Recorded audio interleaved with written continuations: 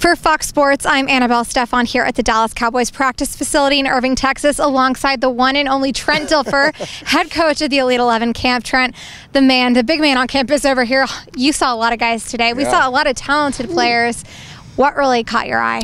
Well, I think globally what caught my most, Annabel, is that this class, I'd been told this class wasn't that good, right? A couple months ago before I dug into the tape.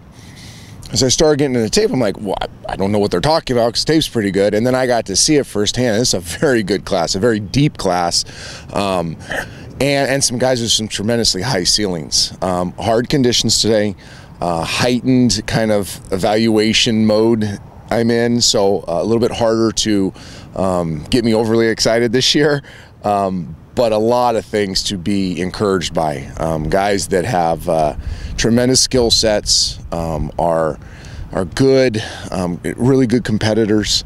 And I thought as the day wore on and we challenged a little bit more, they responded. And Yogi talked to them halfway through and said, you know, Coach Dilfer's looking for you guys to respond, and that's going to mean a lot. And they did. So I don't want to... I don't want the feel of the day to be negative because there was an invite. I think overall it was a very good day and I saw some very positive things. I just need to see more. There was definitely a switch in the atmosphere when you said right now none of you guys are going to California. Yeah. So who really, when that happened, who do you feel like really stepped up their game? I thought David Cornwell stepped up his game. I thought Quentin Gibson had that no flinch mentality that I always talk about. Like, his look to me in the beginning and in the end was exactly the same, like, this isn't too big for me. I got this. I was really impressed by that. I thought Darryl Colbert overall responded well. I thought David Blau responded really well. I thought Clay Holgerson responded really well. I always feel bad going through the list because I'll probably leave somebody else out. But I thought that group really responded to the messaging halfway through and the challenges of the back half of the day exceptionally well. Now, I know a lot of these guys will be on the board of you guys will be discussing. Who do you feel like does potentially still have a chance to make it to the finals? Oh, gosh, that's a deep list. And you're right. The big board will start getting built this week. And I could think of 10, 12 guys that will be on the board to start. I think guys like Cornwell, Quentin Gibson will be at the top of the board. A couple guys I didn't mention that were really good. Aaron Sharp.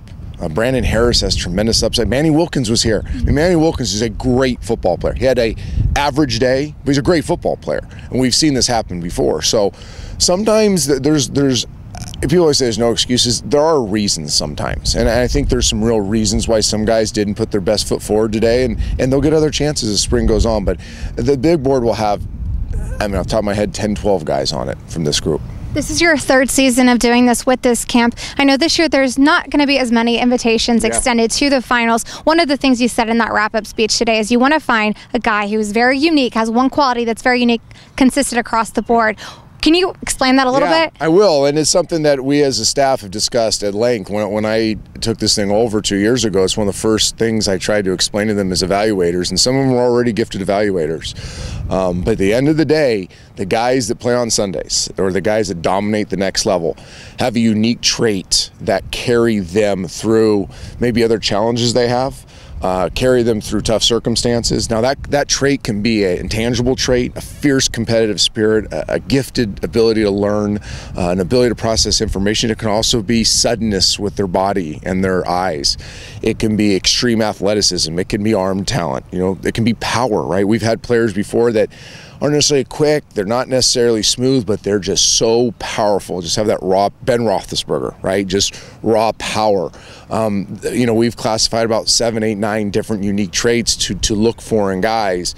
And it's so important because if you can identify that, you realize that they're going to be able to overcome other things along the journey. And that's part of this, right? I mean, you've been around this thing the whole time. The journey is long, the journey's hard. So when the journey gets really tough, you better be able to rely on one thing, and that typically is their unique trait. This camp has gained a lot of traction over the past couple years, a lot of followers, and one thing that people really associate you with is the term, we're looking for the surgeon, not for the butcher. So in the words of the one and only Trent Dilfer, what exactly does that mean? Well, you know, think about it. A butcher and a surgeon both have sharp tools, right? And one hacks away and uses those tools, and then they get a pastrami sandwich. And that's good. I like pastrami sandwiches. But the other one uses those tools with such precision, such calculation, that it saves your life. And I don't want to equate playing quarterback to saving lives, but the point being that to reach your potential at this position, there's a lot of physical traits that come into it. There's a lot of mental traits. There's a lot of emotional traits. But at the end of the day, can you do the lonely work? Are you devoted to the details? Are you precise and calculated enough that on 3rd and 7, down 4 with 3:32 in the game and the wind's blowing and the snow's in your face and you've been booed and you've thrown 2 interceptions, in that moment, can you quiet your mind? And can you go at work and be so calculated that you see one little weakness over there and you trust your skill set enough that you know you can expose it?